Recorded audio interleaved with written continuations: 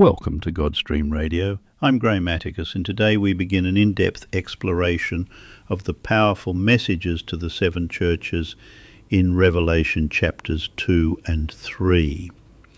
This exposition is inspired by the insights of Professor E.M. Blakelock, M.A. Lit D., a distinguished scholar of classics and biblical studies from Auckland University College, New Zealand.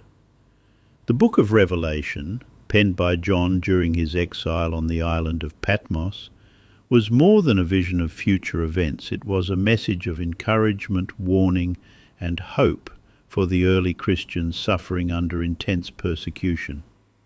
When John sent this symbolic and mysterious book to the churches of Asia Minor, his intention was clear: to speak to believers enduring hardship and to provide them with spiritual strength and perspective.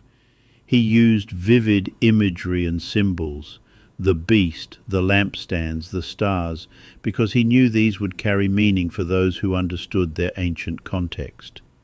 The key to unlocking these symbols lies in understanding the historical and spiritual realities of the churches addressed, and that's where scholars like Sir William Ramsay have made invaluable contributions. In Revelation chapters 2 and 3, each church receives a specific message from Christ. These messages are tailored to their particular circumstances, but also carry timeless truths. For example, the church in Ephesus was commended for its perseverance, but rebuked for losing its first love, Revelation 2 verses 1 to 7. Smyrna faced fierce persecution, but was encouraged to remain faithful even unto death, Revelation 2, 8 to 11. Pergamum tolerated false teachings and spiritual compromise, Revelation 2, 12-17. Thyatira wrestled with subtle error and moral decay, Revelation 2, 18-29. Sardis appeared alive but was spiritually dead, Revelation 3, 1-6. Philadelphia was faithful and was open to divine opportunities, Revelation 3, 7-13. And Laodicea was lukewarm, complacent, and self-satisfied, Revelation 3, 14-22. These messages, while rooted in the first century context, speak directly to us today. They remind us that Christ's Spirit addresses every condition of his church, from spiritual apathy to fierce persecution. They challenge believers to examine their hearts, maintain faithfulness, and remain watchful. Professor Blakelock, drawing from archaeological discoveries and historical studies, shows us how these churches reflected real communities in Asia Minor, cities with temples, imperial cults, and pagan practices, and how Christ's messages cut through all that noise to call his people to faithfulness.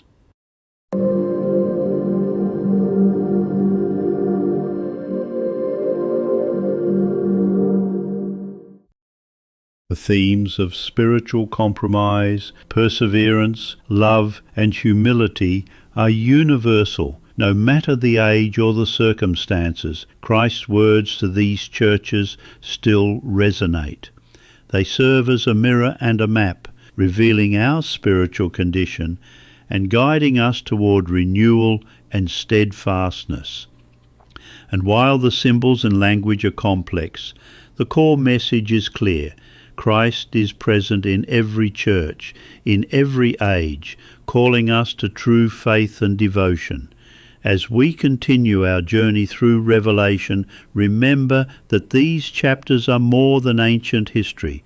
They are divine words for our time, challenging us, encouraging us, and calling us to stand firm. In the words of Revelation chapter 2 verse 10, "Be faithful until death, and I will give you the crown of life." And in Revelation chapter 3 verse 20, "Behold, I stand at the door and knock." Christ's message is always one of invitation, correction, and hope. We have 7 more chapters to explore in Professor Blakelock's The Seven Churches. Join us next time as we examine each of those messages in detail, uncovering the timeless truths that continue to speak to believers today. Thank you for listening to Godstream Radio. Until then, stay faithful, stay watchful, and may the Spirit guide you into all truth.